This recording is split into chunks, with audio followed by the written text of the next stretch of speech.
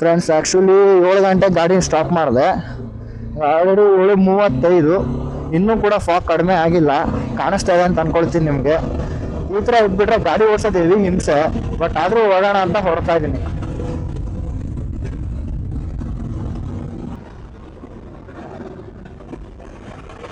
ಇನ್ನೂ 175 ಕಿಲೋಮೀಟರ್ ಇದೆ ಕರೆಕ್ಟಾಗಿ.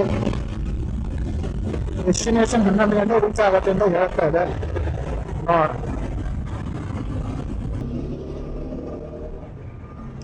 ಸಾಗಂತೂ ಏನೇನು ಕಾಣ್ತಿಲ್ಲ ಇಲ್ಲಿ. ಆಲ್ರೆಡಿ ಟೈಮ್ ಆಯಿತು. ಹಾಫ್ ಅನ್ ಅವರ್ ಸುಮ್ಮನೆ, ಹಾಫ್ ಅನ್ ಅವರ್ 40 ಮಿನಿಟ್ಸ್ ಸುಮ್ಮನೆ ಟೈಮ್ ವೇಸ್ಟು. ಆಗಿಲ್ಲ ಇವಾಗಲೇ 200 ಕಿಲೋಮೀಟರ್ ರೀಚ್ ಆಗಿಬಿಡ್ತಿದೆ.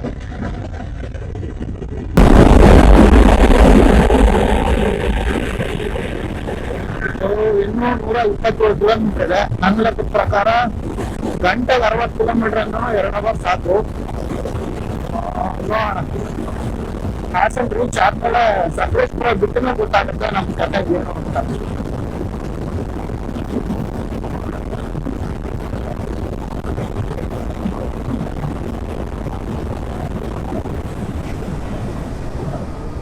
ಈ ಹಂಸು ಹೆವಿ ಡೇಂಜರ್ ಇದು.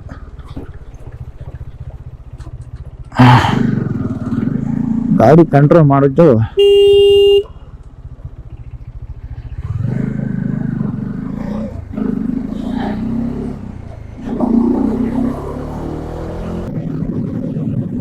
ಮತ್ತೆ ಡಬಲ್ ಟು ಸ್ಟಾರ್ಟಾ?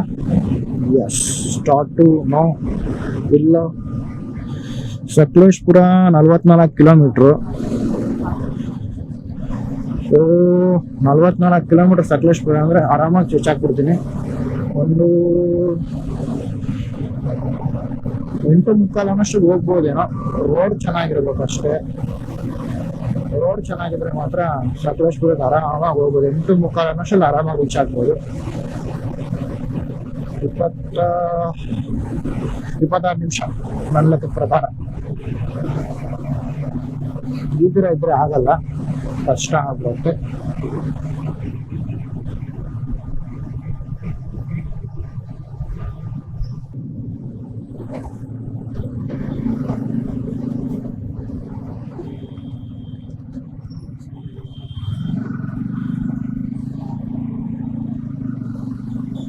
ಹಾಸನ್ ಆ ಕಡೆ, ಹಾಸನ್ ನಾವು ಯಾಕೆ ಹೋಗೋಣ, ಡೈರೆಕ್ಟ್ ಸಕಲೇಶ್ಪುರ ಹೊಡಿಯೋಣ.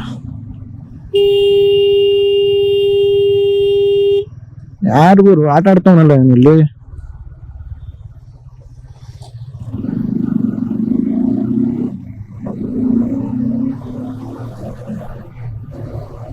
ಹಾಸನ್ ಹೋಗ್ಬೇಕು ಅನ್ಸುತ್ತೆ. ಅವರು ಗಾಡಿ ಮಿಸ್ ಮಾಡ್ಕೊಬಿಟ್ಟವ್ರು ಪುಣ್ಯ.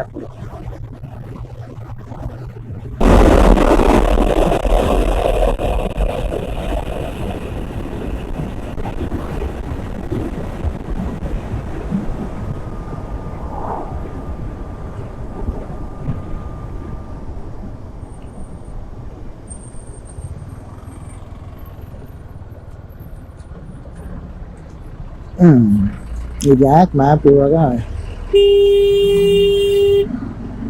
ಇಬ್ಬರು ಏನು ಅಂಟ್ಕೊಂಡು ಹೋಯ್ತವ್ರಲ್ಲ ಇವರು. ಮ್ಯಾಪ್ ಯಾಕೆ ಇವಾಗ 200 ಇದು ವಿಷಯನ ಮಾತಾಡ್ಬೇಕು, ಏನೇನೋ ಮಾತಾಡ್ತೀನಿ. ಮ್ಯಾಪ್ ಇವನಿಗೆ 2.5 ಅವರ್ ತೋರಿಸ್ತಾ ಇದ್ದೀನಿ. ಇವಾಗ ಅರ್ಥ ಆಯ್ತು ನನಗೆ. ಸಕಲೇಶ್ಪುರ ರೀಚ್ ಆಗಕ್ಕೆ 9 ಗಂಟೆ ಪಕ್ಕ ಆಯ್ತಿದೆ. ಅಲ್ಲಿಂದ 1 ಅವರು ಧರ್ಮಸ್ಥಳಕ್ಕೆ ಆಯ್ತದೆ ಪಕ್ಕ.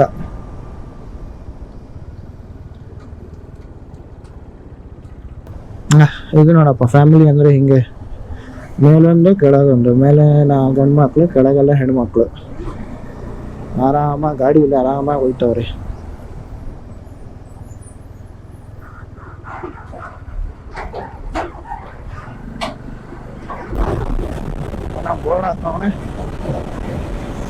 ಮಂಗಳೂರು ಧರ್ಮಸ್ಥಳ 103 ಕಿಲೋಮೀಟರ್. ಓಕೆ,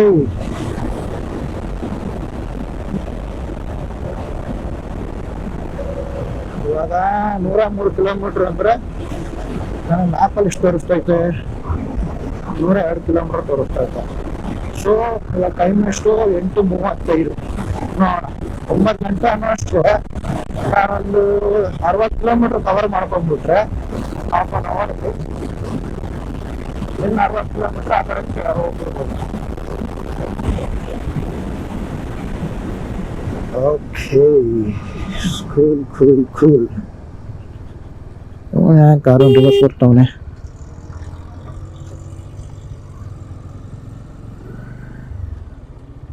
ಅಲ್ಲಿ ಟೋಲ್ ಕ್ಲೋಸ್ ಆಗ್ಬಿಟ್ಟೈತೆ ಅನ್ಸುತ್ತೆ, ಅದಕ್ಕೆ reverse ಬರ್ತಾವನೆ.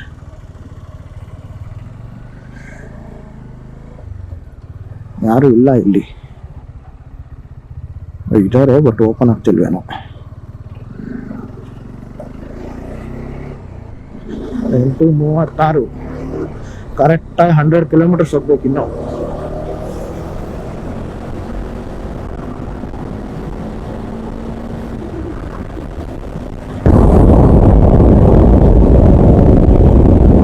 Sakleshpur Dharmasthala 79 kilometre straight.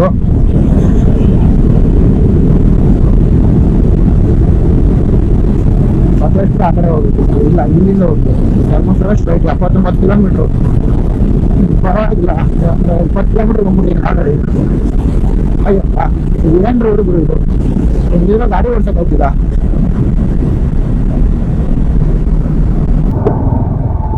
ರೋಡೆಲ್ಲ ರೆಡಿ ಆಗ್ತಾನೇ ಇದೆ. ಎಷ್ಟು ವರ್ಷದಿಂದ ಆಯ್ತಾ ಇವೆಲ್ಲ. ಸಿಂಗಲ್ ರೋಡ್ ಇದೆ, ಡಬಲ್ ರೋಡ್ ಮಾಡ್ತವ್ರೆ. ನೋಡ್ಬೇಕು ಇನ್ನು ಯಾವ ಕಾಲಕ್ಕೆ ಆಯ್ತದೆ ಗೊತ್ತಿಲ್ಲ ಅದು ಕಂಪ್ಲೀಟ್. ಸೊ ಅರ್ಧ ಗಂಟೆಗೆ 40 ಕಿಲೋಮೀಟ್ರ್ ಬಂದಂಗೆ ಆಯ್ತು. 35 ಕಿಲೋಮೀಟ್ರು. ರೋಡ್ ಚೆನ್ನಾಗಿದ್ರೆ ಇನ್ನೂ ಚೆನ್ನಾಗಿ ಬರ್ಬೋದು. ರೋಡ್ ಹಿಂಗಿದ್ರೆ ಎಲ್ಲಿಂದ ಓಡಿಸೋದು ಗಾಡಿ. ಎಲ್ಲ ಪೆಟ್ರೋಲ್ ಬಂಕೇ ಇಲ್ವಲ್ಲ ಗುರು, ಏನು ಮಾಡೋದು ಇವಾಗ ಪೆಟ್ರೋಲ್ ಬಂಕ್ಗೆ? ಅಣ್ಣ ಯಾವ ಸೈಡ್ ಬರ್ತಿದ್ಯಾ ಅಣ್ಣ? ಧರ್ಮಸ್ಥಳ.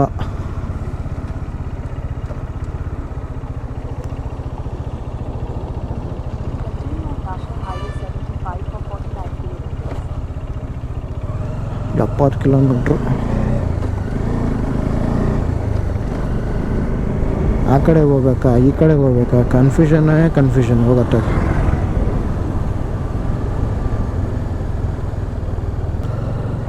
ಬರೀ ಗಾಡಿಗಳು ಬರ್ತೈತೆ, ಪೆಟ್ರೋಲ್ ಬಂಕಲ್ಲಿ ಗೊತ್ತೈತಲ್ವೇ? ಅಣ್ಣ ಪೆಟ್ರೋಲ್ ಬಂಕಲ್ಲಿದೆ ಇಲ್ಲ.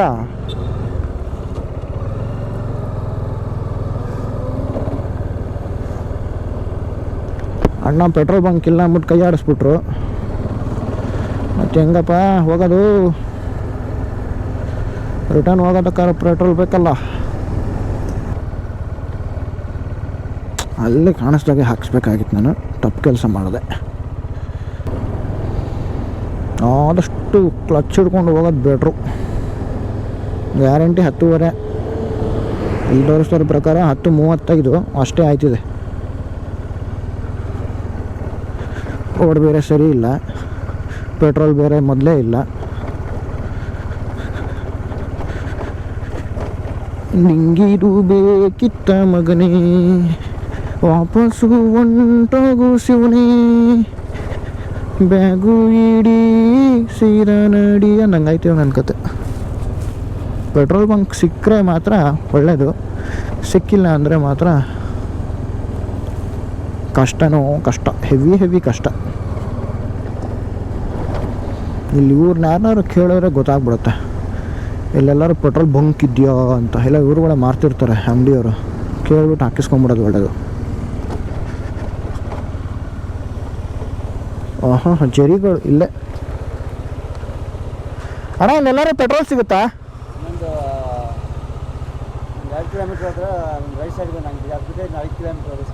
ಪೆಟ್ರೋಲ್ ಬಂಕೇ ಇದೆಯಾ? ಓಕೆ, ಅನ್ಕೊಂಡೆ ಅಂಗಡಿಗಳಲ್ಲಿ ಹಾಕಿಸ್ಕೋಬೇಕು ಅಂತ. ಇಲ್ಲಿ ಯಾವುದೋ ಚಿಕ್ಕದು ಜರಿ ನೀಟಾಗಿ ಹರಿತೈತೆ. ಫಸ್ಟು ಪೆಟ್ರೋಲ್ ಹೋಗಿಸಿ ಹಾಕ್ಸೋಣ, ಆಮೇಲೆ ಮಿಕ್ಕಿದ್ದು ನೋಡೋಣ. ಅವ್ರು ಎಷ್ಟು ಹೇಳ್ತಾರಪ್ಪ ಗೊತ್ತಿಲ್ಲ, ಅದೊಂದು ಬೇರೆ.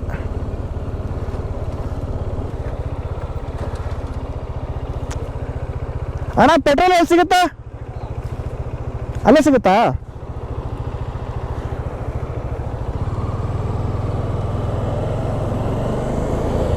ಕರೆಕ್ಟಾಗಿ ನಿಲ್ಸ್ಕೊಂಡು ಕೇಳಿದ್ದೀನಿ. ಗಾಡಿಯ. ಇಲ್ಲಿ ಎಲ್ಲಿ ಇಳಿಸೋದು, ಇಲ್ಲಿ ಇಳಿಸೋಕ್ಕೆ ಜಾಗ ಇಲ್ವಲ್ಲ.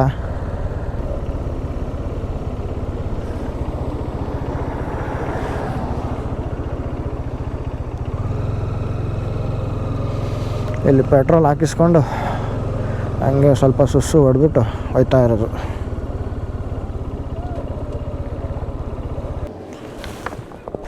ಎಷ್ಟಣ್ಣ ಪೆಟ್ರೋಲು? ಲೀಟ್ರ್ ಎಷ್ಟು? 120. ಎಷ್ಟು ಕಿಲೋಮೀಟ್ರ್ ಇದೆ ಧರ್ಮಸ್ಥಳ? 60 ಕಿಲೋಮೀಟ್ರ್. ಪೆಟ್ರೋಲ್ ಬಂಕ್ ಇಲ್ಲಿಂದ 30.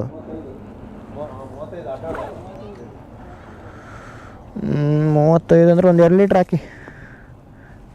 ಸೀಮೆಣ್ಣೆ ಮಿಕ್ಸ್ ಇಲ್ಲ ತಾನೆ?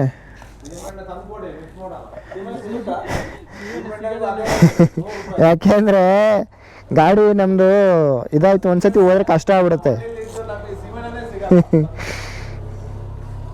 2 ಲೀಟ್ರ್ ಹಾಕಿ ಮಾಡಿ. ಕೈಯೆಲ್ಲ ಹೆಂಗಾಗ್ಬಿಟ್ಟೈತೆ ನೋಡಿ.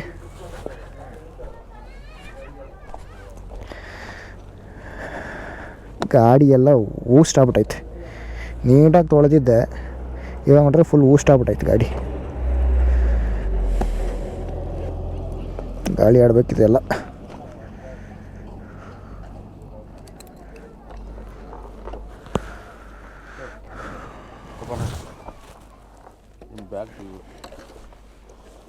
ಅದೇನು 2 ನಿಮಿಷ ಹೋಗ್ಬಿಡುತ್ತೆ.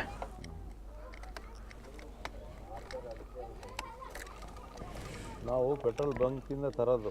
ಹಾಂ ಹಾಂ ಹಾಂ 20 ಲೀಟ್ರು. ಓಕೆ.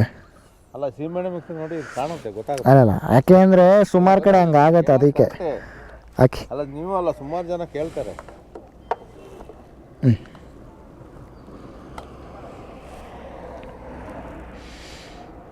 ನಿಮ್ಮ ಹತ್ರ ಯಾವಾಗಲೂ ಸ್ಟಾಕ್ ಇರುತ್ತೆ. ಹಾಂ, ಲಕ್ಷ ಗಟ್ಟಲೆ ಬಂಡವಾಳ ಗಾಡಿ ಯಾವ ಮಾಡೋ ಕೇಳ್ತಾರೆ. ಹೌದು. ಮತ್ತೆ ಸೀಮೆಣ್ಣೆ ಸಿಗೋದೇ ಇಲ್ಲ ಈಗ. ಇದಕ್ಕೆ ನೀವು ಕಲರ್ ಸಿಮೆಂಟ್ ಹಾಕೋಕ್ಕಾಗಲ್ಲ, ವೈಟ್ ಸಿಮೆಂಟೇ ಹಾಕಬೇಕು. 110 ರೂಪಾಯಿ ಲೀಟ್ರ್ ಅದು ಈಗ. ಓ, ಪೆಟ್ರೋಲ್ಗಿನ್ನ ಜಾಸ್ತಿ.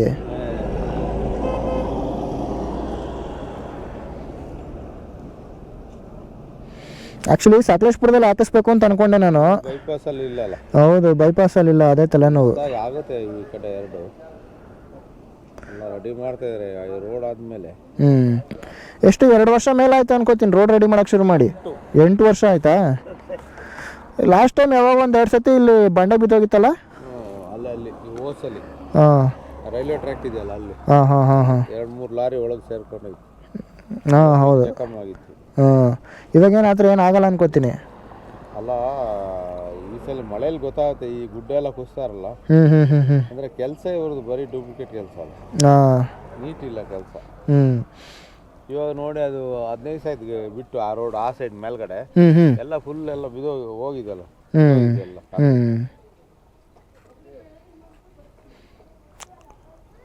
ದೇವಸ್ಥಾನ ಎಷ್ಟು ಕಿಲೋಮೀಟರ್ ಇಲ್ಲಿಂದ? ಗಡಿಗ 20 ಕಿಲೋಮೀಟರ್. ಅಲ್ಲ, ದೇವಸ್ಥಾನ ಯಾವುದಲ್ಲಿ? ಅದೇ ಚಾಮುಂಡೇಶ್ವರಿ ದೇವಸ್ಥಾನ. ಯಾವುದು? ಧರ್ಮಸ್ಥಳ 60 ಆಗುತ್ತೆ. 60 ಕಿಲೋಮೀಟರ್ ಇದೆಯಾ? ಅಲ್ಲ, ಈಗ ಬಸ್ ಸಿಗೋದು 20 ಕಿಲೋಮೀಟರ್ಗೆ ಚಾಮುಂಡೇಶ್ವರಿ ಒಂದು ಘಾಟಲ್ಲಿ. ಹಾಂ ಹಾಂ ಹಾಂ. ಇದು ಕ್ಯಾಶ್ ಕೊಡಬೇಕಾ, ಫೋನ್ಪೇ ಆಗುತ್ತಾ? ಯಾವುದು ಆಗುತ್ತೆ. ಫೋನ್ಪೇ ತಗೊಂಬಿಡಿ. ಆಗಿದೆ ನೋಡಿ.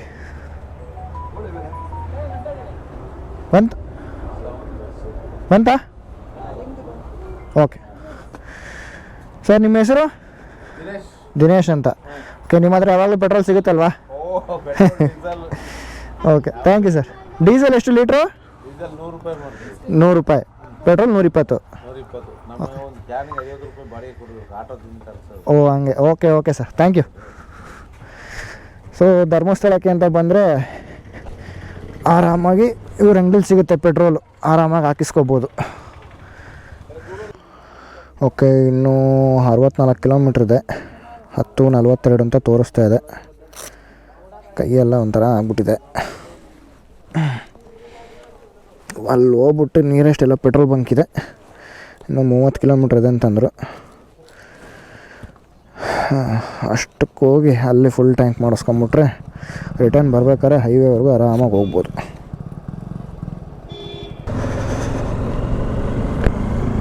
ಸ್ನೇಹಿತರೆ, ಆ್ಯಕ್ಚುಲಿ ತುಂಬಾ ಯೂಸ್ ಆಯಿತು ಇವರು ಈ ಥರ ಪೆಟ್ರೋಲ್ ಮಾರೋದ್ರಿಂದ. ಬಡ್ಡಿ ಮಾರೋದವ್ರು ಲೀಟ್ರ್ ಹಾಕಿದ್ರು, ಕಣ್ಮುಂದೆನೇ ಹಾಕಿದ್ರು. ಏನು ಅಂದರೆ ಅವ್ರಿಗೂ ಒಂದು ಬಿಸ್ನೆಸ್ಸೇ ಅದು. 120 ರೂಪಾಯಿ ಅಂದರೆ ಕೊಡ್ಬೋದು, ಪ್ರಾಬ್ಲಮ್ ಇಲ್ಲ. ಯಾಕೆ ನಾನು ಎಲ್ಲಿ 150 ರೂಪಾಯಿ ಹೇಳ್ಬಿಡ್ತಾರೆ ಅಂತ ಅಂದ್ಕೊಂಡೆ. ಪರವಾಗಿಲ್ಲ, 120 ರೂಪಾಯಿ ಅಂದರೆ, ಯಾಕಂದ್ರೆ ಸಿಟಿಲೇ 105 ರೂಪಾಯಿ 103 ರೂಪಾಯಿ ಇದೆ ಪೆಟ್ರೋಲು.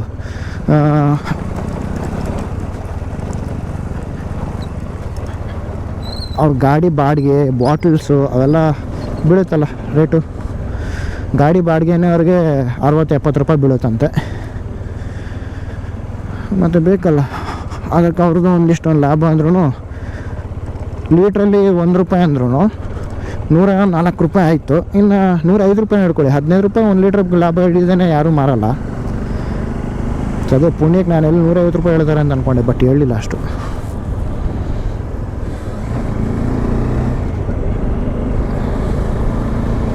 ಕರೆಕ್ಟಾಗಿ 10:15 ಆಯ್ತಿದೆ. ಈ ರೇಂಜಿಗೆ ರೋಡ್ ಇದ್ಬಿಟ್ರೆ 240 ಕಿಲೋಮೀಟರ್ಸ್ ಕಂಪ್ಲೀಟು. ಇನ್ನೂ 58 ಕಿಲೋಮೀಟರ್ಸ್ ಹೋಗಬೇಕು. ಆಯ್ತು, ಆಲ್ರೆಡಿ 9:30 ಆಯಿತು. ಇನ್ನೂ 1 ಅವರ್ ತೋರಿಸ್ತೈತೆ. 1 ಅವರ್ 10 ಮಿನಿಟ್ಸ್ ತೋರಿಸ್ತಾ ಇದೆ. ಇಲ್ಲಿ ಪೆಟ್ರೋಲ್ ಬಂಕೇ ಬರಲಿಲ್ವಲ್ಲ ಗುರು, 30 ಕಿಲೋಮೀಟ್ರ್ ಆದಮೇಲೆ ಅಂತ ಹೇಳಿದ್ದಳು ಅವರು. ಇಲ್ಲೇ ಐತಲ್ಲ, ಸೈಡ್ಗೆ ಹಾಕ್ಬಿಟ್ಟು ಫಸ್ಟ್ ಸುಸ್ಸುಗೆ ಹೋಗ್ಬಿಡೋಣ. ಹೆವಿ ಅರ್ಜೆಂಟ್ ಆಗ್ಬಿಟ್ಟಿದೆ.